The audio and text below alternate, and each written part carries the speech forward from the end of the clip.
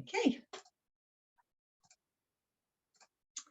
So the topics that will be covered today are who are the Share Foundation, the types of savings accounts available, the donations overview. We'll cover how we donate to individual accounts and the process, and then multiple accounts and the process for that. Bank information, so we've recently changed our bank, and why we have to refund.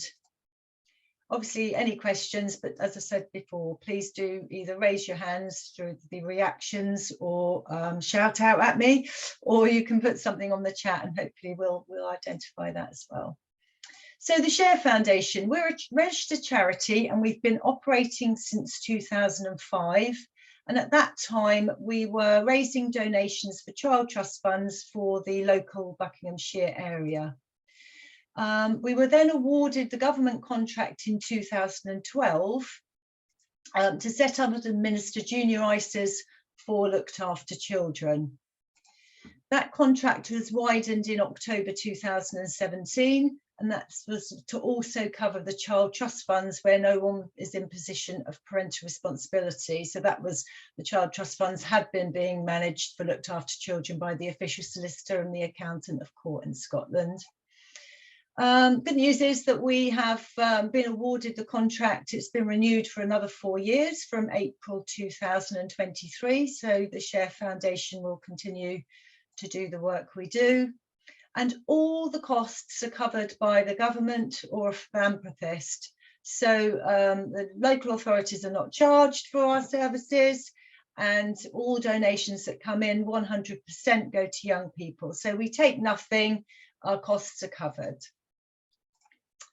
The Junior ISA and Child Trust Fund scheme, so both are long-term savings accounts set up by the government and were or are available to all children under 18 in the UK. And I say were because many of you will know anyway, the Child Trust Fund scheme closed for new accounts on the 2nd of January 2011, when the Junior ISA scheme took over. Anyone can contribute to an account, and the Share Foundation can only manage Child Trust Fund accounts where a local authority or health trust confirms there is no one or no one suitable in a position of parental responsibility. So for clarification on this, when the local authorities send their data, we will identify a young person, their date of birth, and if it's a child or the young person was born in the Child Trust Fund years, we'll be going back to the local authority to ask if there is a registered contact, or sorry, a responsible adult, someone in position of parental responsibility for that young person on that account. If the answer is yes, there is someone with parental responsibility, we'll be asking, is that someone suitable to manage that account effectively? And that's a decision by the local authority or trust. If they deem that that person is not, then we will then go to HMRC to track the account, so locate it, and then back to the account provider to actually advise them that we will be taking responsibility. So we will be the registered contact. If a local authority or health trust has said, yes, there is somebody and they're happy, then we will do no more. And just as clarification about the schemes, so if a young person was born from the 3rd of January 1994 up to and including the 2nd of January 2000, sorry, up to and including the 31st of August 2002, then they will be under the Junior ISA scheme. Then the Child Trust Fund scheme set in, so that was the 1st of September 2002 up to the 2nd of January 2011. Then they'll have the Child Trust Fund if they were born in the UK. And then thereafter, from the 3rd of January 2011 onwards, it's back to the Junior ISA scheme. So we're going to talk about the donations today, and an overview will be the details of qualifying young people are provided by the local authority and health trust. So that comes through the regular data submission. We can't emphasize how important that regular data submission is. Everything we do starts with that. The JISA accounts are opened, or a Child Trust Fund account is located if appropriate. The TSF administer the accounts until a young person leaves care. The donations obviously includes the administration of all additional donations and incentivised financial education programmes. So many of you may have heard of the Step Ladder. So there's the Step Ladder Plus, which is an incentivised education programme, which is arranged by the Share Foundation. So if anybody wants more information on that, please do let us know and we can put you in touch with Natasha. And there is a seminar on that as well.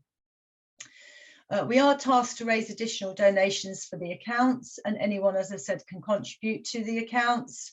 We have seen a significant growth of donations, and particularly we have seen a big increase for the local authorities that want to take money at source and provide multiple donations, so donations to multiple accounts rather than foster carers doing that individually. And talking about donating to individual accounts, I will now pass you on to Jo. Thank you. Hi there. So donating to individual accounts, there are some things to consider. For the local authority and the health trust, there are things that they need to think about in relation to if the Share Foundation can administer donations to a young person's account.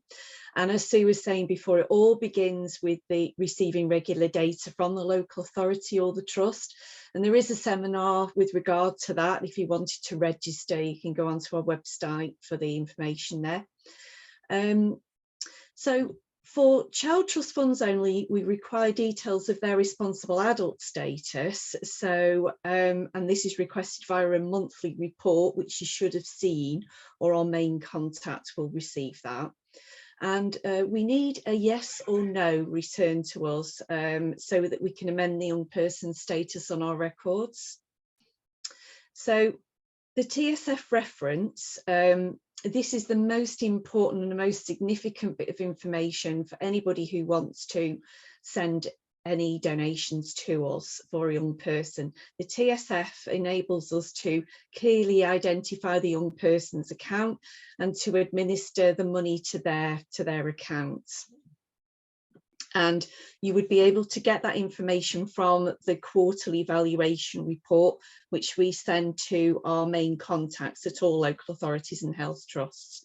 And this provides the TSF references for all accounts that the Share Foundation are managing. So there is another seminar about the valuation report as well, if you wanted to look into that. So the other things to consider are the young people in care? Have they left care? Are they 18? And this includes approaching 18. So for example, we need to allow at least 4 weeks prior to their 18th birthday to send donations in. And the reason for this time scale is because the providers then freeze the young person's account 2 weeks prior to their 18th birthday. So in terms of timing, we really need to allow at least 4 weeks so that we can get the funds into our account, we can check the account, administer the money, and certain providers still do take checks from us for donation distribution, believe it or not, and that would actually take a little while longer, hence the reason why we say that timing is key really for anybody approaching 18. Sadly, if they do go over 18, it does mean that in a lot of cases that we would have to return the money from which it came. We can go on to that later.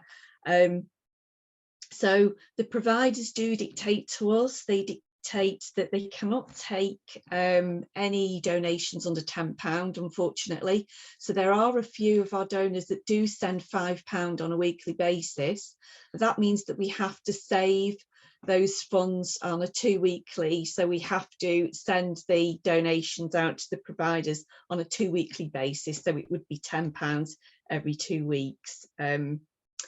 And also at the moment the government is stating that we can't exceed £9,000, so for anybody who receives a legacy or any DWP payouts or anything like that, we have to consider that £9,000 is the maximum that can be taken in any one year. So if it's for a junior ISA, it's for the tax year, which is based on the 6th of April through to the 5th of April.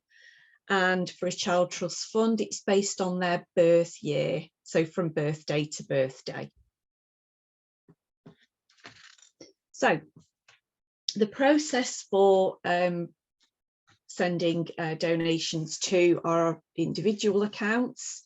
So the first step is to obtain a TSF reference from our main contacts at the local authority or health trust. And again, refer to that valuation report, because that's where you're going to get the correct information from. Step 2 is to complete a contribution form. Step 3 is to make the payment through the individual's bank, either the local authority or from the donor's bank. And that is actually our CAF bank, which we can go through the details of that later on in the presentation. And step 4, the donor should receive acknowledgement, and that is where a contribution form has been completed. And quite often when I speak to a foster carer, they are required to show their social worker proof of the deposit that they have made. And by completing an online form or posting a form to us, they will receive an email receipt, usually within 3 days of us receiving the funds. So what I'm going to do now is just take you onto our website, because this is the link that we send to everybody really who inquires about donations. So we go straight through to our page, contribute to an individual junior ISA or child trust fund account. So it goes through the steps as we've talked about. Step 1, obviously obtaining the TSF reference. Step 2 is to complete the contribution form. So if we go a little bit further down to the purple highlighted line and click on there, this is our online donations form. So literally the donor or foster parent would need to complete their first name, last name, the TSF reference there. There is an area for the national insurance number, but for any young person who has a junior ISA, we will not have a national insurance to identify them in that way. So it's better to use the TSF reference in all instances, I would suggest. So the date of birth, the amount of the donation, and the donor's name, first name, last name, again, their contact details, email, address, telephone number, etc. And the one-off payments here, there is information on there which details our bank account details on there, the sort code, the account number. And also what we do ask is, if possible, they could quote the TSF reference actually as part of the payment reference when they're arranging to send over the transfer. Okay, so the other thing to consider as well, if somebody wants to send a cheque, it is possible to send a cheque to us. And what we do ask is the foster parent could download a copy of the contribution form, which is on our website, again in the purple highlighted letters. And this is simply just a one page where they can print this off, sign it, fill in all the details with the TSF. And then if they're paying by cheque, they can make the cheque payable to the Share Foundation, attach it to the contribution form and post it to the address, which is detailed in bold, the Share Foundation PO Box 1172 Aylesbury HP 20 9PG. So those are the two ways that a foster parent or a donor can actually make an individual donation.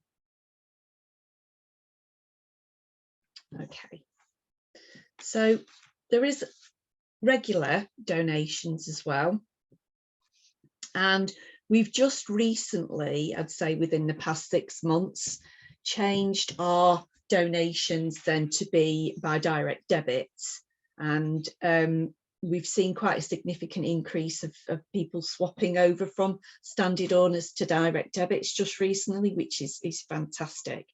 So basically the steps with this, you can either do weekly or monthly direct debits. So again, step 1 is to get the TSF reference. Step 2 is to complete the direct debit instruction.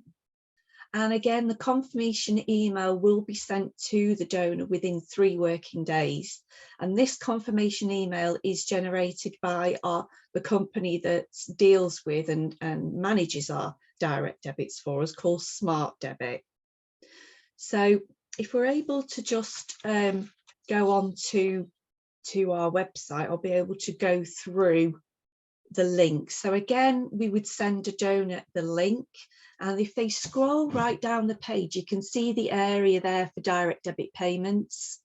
And again, there's lots of different options there, which hopefully will tie in with the way that the foster parent has to pay theirs, whether it's 2 weekly, 3 weekly, 4 weekly. So if we click on one of those forms, here we have the direct debit mandate form that needs to be completed. They'll need to tick that they are the account holder, select the payment option, which is already populated because we've already said that you want the 2 weeks option on this one, and it's going to be a minimum of £10. So the start date, which is usually a Tuesday for weekly, and for monthly, it's the 1st of the month and the 15th of the month we take. So the payer would need to fill in their details there and their contact details. Again, their account details, sort code and account number. And the beneficiary information needs to be completed. So this is basically the details of the young person they're supporting. So it would be the name, their date of birth, the TSF reference, and the local authority who the young person is looked after, and the best contact number in the event of a query. And you'll see right at the bottom of that page, that's where we have Smart Debit. It's powered by Smart Debit, and all of the information we receive on the direct debits is all contained within that company. So that's in a nutshell. That's direct debit. There is one thing that I would just point out before we move on to the group donations, is that if a foster parent has been paying by standing order, that we ask them to please remember to cancel their standing order once they've set up a direct debit. And the reason for this is because it could mean that the donor ends up paying double the amount into the young person's account. We don't really want that to happen. So what we want to do is make sure that they're cancelling their standing order at the same time as setting up the direct debit. Because obviously we can't reclaim the money back from the providers once the money has gone in there. Okay. Right, over to Darius then for the bulk donations, the multiple donations. Okay, thank you, Jo. So what are multiple? This is donating to multiple accounts. So essentially, if you're looking to donate or make a payment, a bulk payment to 2 or more young people's accounts, this is the process that you'd need to follow. So we are finding that a lot of fostering agencies and local authorities are taking payments at source.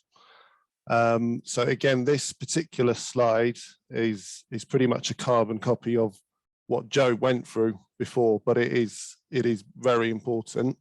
So as Jo mentioned earlier, it all begins with the data that comes in from the local authorities. For child trust funds only, we ask for a yes or a no for the responsible adult status, and the TSF reference number, which can be obtained from the valuation report. Young person, are they in care? Are they approaching 18? Again, the 4-week timescale is very important. So 4 weeks from their 18th birthday. And the donation amount. So we cannot administer payments under £10. This is because the account providers will not be able to administer them. and £9,000 is the limit for child trust funds for the birthday year, and for ISAs, junior ISAs, it's per tax year. We find that going towards the end of the tax year, we may have to reject some payments as well, because it's simply coming up towards the end of the tax year, i.e. now. Yeah, so donating to multiple accounts. In summary, what we do, we receive files that are sent through from local authorities via email, an Excel spreadsheet. What we do is we put that through our checking processes to see what we can or cannot administer. We'll then go back via email to the local authority that sent that through, advise them what we've taken off, and ask them to update their file and send that back over to us to agree a final file. What we ask is that payment is provided as soon as possible after the file is agreed. Otherwise, we may need to go back and go through checks and take more young people off because of the time lapsed. Share Foundation administer the donations on a weekly basis to the account providers. So we'll generate the files, we'll take the final files that have been agreed and combine them with a file that was produced for the individual donations that Joe spoke about. And that all gets bulked together, sent off to the account providers along with individual files and remittances for them. And that's usually on a Wednesday.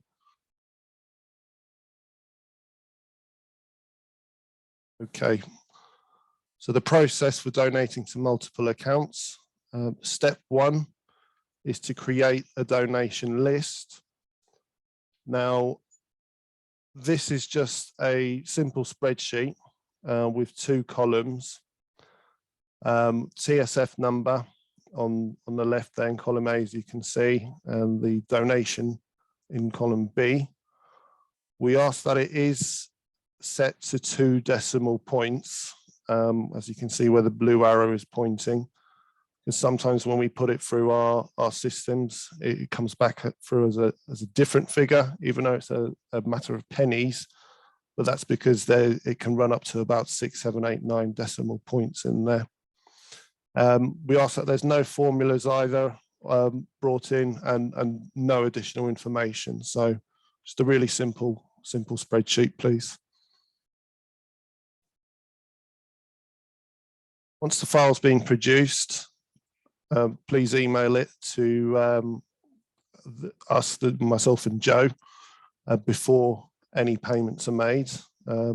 Email address is on there, as you can see, info@sharefound.org, although myself and Joe and Sue may go back to you from our individual emails. We'll then check the file, do our checks on it, take what we need to take off, go back to you and request payment for it. Once we receive payment, we'll then combine the files, as I said earlier, with Joe's individual one that would have been produced and get that across to the account providers weekly. Okay, so these are our bank details, which have changed to these quite recently. We were with HSBC. The reason we did change was simply because they were charging us too much for the privilege of having an account with them.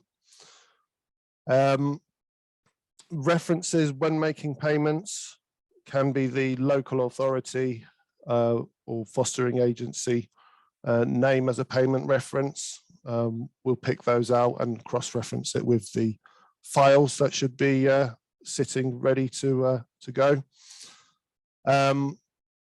What I would say about this bank, and we are getting a number of queries regarding it, is that sometimes when somebody's trying to set up a payment to these details, they're getting a cannot verify payer message. Now, that's because CAF Bank is not part of the confirmation of payee system. So I believe it's only the 4 or 5 major banks in the UK that are mandated to be part of that. But if anybody ever wants to check these bank details, then feel free to call us, email us. We can also provide a letter on headed paper to confirm these details as well.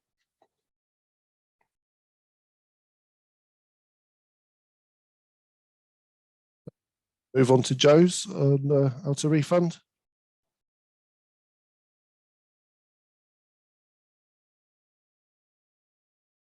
Sorry, just about to start then, realised I was on mute.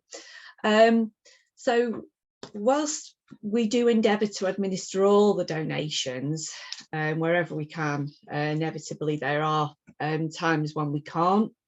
We wanted to just cover that off really in the presentation, really about why we have to refund.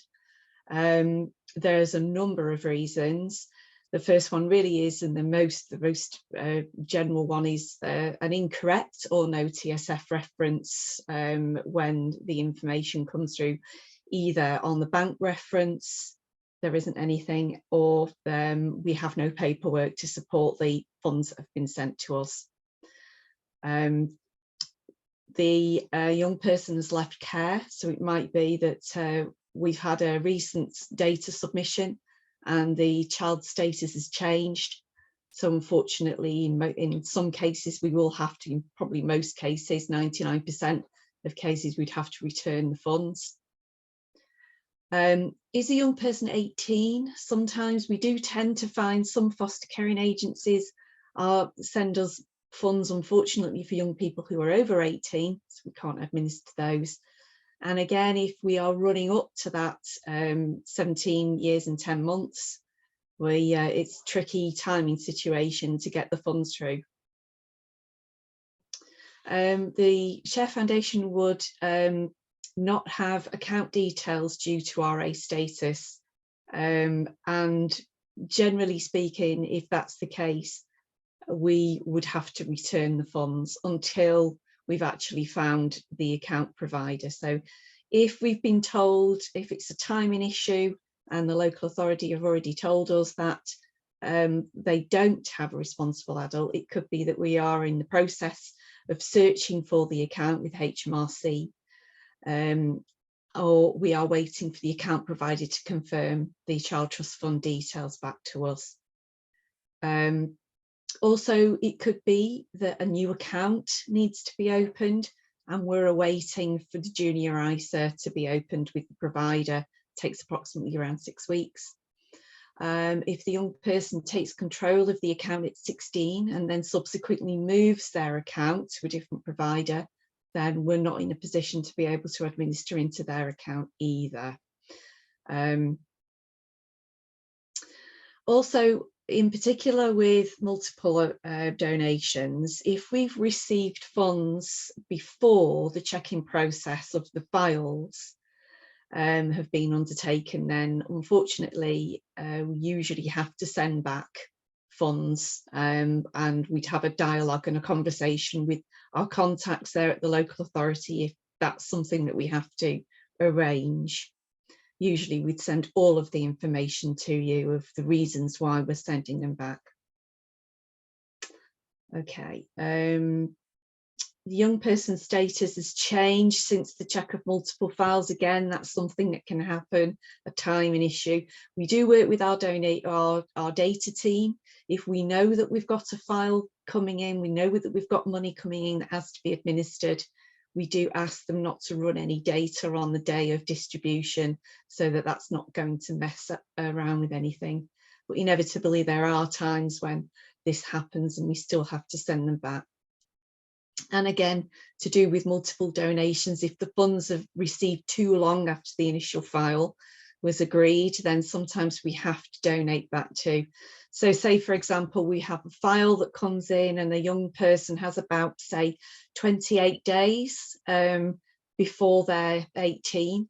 And we've agreed the file, and the fact that the funds don't come in for another week or so, then that could mean that it's too late then to donate to that young person who's nearly 18. So that's the kind of reasons really why we have to refund. I think I said left care, and including adoption as well. That's one of the ones, adopting. We can't administer anything for those changes either.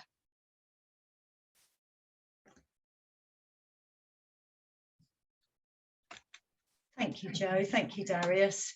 So we've come to the end of the slides, and certainly now would like to open up for questions. As there's not too many of you, I'm suggesting that we don't need to go into breakout rooms, so we'll remain in the main room together as a team. And obviously, please, this is your opportunity to ask questions.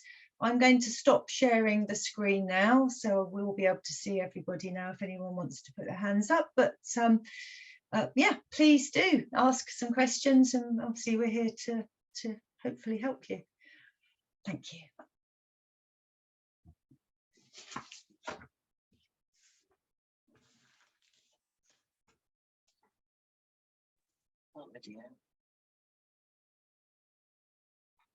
Hello. Hi. Okay. Hi, Kirsty. I'm from Blackpool Children's Services. It all sounds really easy, but the feedback I've had from my foster carers is that it's actually not, and we've not actually managed to make one donation yet. So I'm not quite sure why they're finding it so difficult. I'm not sat next to them while they're doing it. So that's why I've come on the training today. So can we have a copy of your slides? Would that be all right? Absolutely, of course you can. No problem, Kirsty. We'll get that sent to you. We'll do a PDF anyway. So if anyone else wants a copy, just either let us know or pop it on the chat, and we'll be happy to do that. No problem. We went to the Foster Carers Forum about 2 weeks ago, and I told them I was doing this, so I'll probably go back and then share your presentation with all the foster carers. But then we did have a conversation about taking it at source as a local authority. So Julie McClements is our lead person. So I presume you'll help us set up, won't you? Because we've got quite a few children in Blackpool. So and then obviously we have foster carers that are ours, and then foster carers that are in agencies as well. So it is a bit of a complicated process to get everyone set up. So I'm assuming you will help us do that, because it all sounds really straightforward. We will. I mean, Darius, Jo, I'm happy to have a meeting with you. So if you've got a team of people that need to be involved with the whole process, then just let us know, and obviously we can set up a meeting, you know, with those people as well, so you've got firsthand what we need. But Kirsty, if it helps, I mean, perhaps Jo, Darius, you could either advise now or send to Kirsty some of the other ones that are doing it regularly, some of the other local authorities. Yeah, that's fine. Yeah. Yeah, I mean, there's an expectation that our foster carers do save £5 a week for our children, separate to their pocket money. So and this is what we'd like them actually to then start paying, because they're saving that in savings accounts, and I don't know, under the mattresses, I'm not quite sure really, hopefully not, but yeah, so we would like them to put it into their ISAs. And I do know we will still have a cohort of children that have got a child trust fund, so you can still pay into those, can't we? Well, you can pay into Child Trust Fund or Junior ISA. We can administer it with the Child Trust Funds. That would all depend on whether the local authority have advised us that there's a responsible adult. So if there is a responsible adult, the Share Foundation would not be able to administer the contribution. Yeah. But if you've got a relationship anyway with that responsible adult, then they should be able to help getting any money into that account. Yeah, so I mean, that would be basically would be birth parents, wouldn't it, I guess? Yeah, I guess, yeah, it probably would be, because generally the Child Trust Fund scheme worked through the child benefit. So whoever was claiming child benefit for that young person would have received the voucher when they were born, asked them to set up a Child Trust Fund account. Some did, obviously, and lots of people didn't. Unfortunately, that's why we're in a stage where At this particular time, there are, from the first people that's turned 18 on the 1st of September 2020, there's over £1 billion that hasn't been claimed that could have been. So we're doing all we can with the Child Trust Fund Recovery Scheme for looked after children, but also nationwide. Actually, we're working with HMRC and account providers nationwide. So what was that date you gave me again? I just said, what children born when? So they've, for the Child Trust Fund, they would have been born in the UK, and it would have been from the 1st of September 2002. Yeah, and up to the 2nd of January 2011.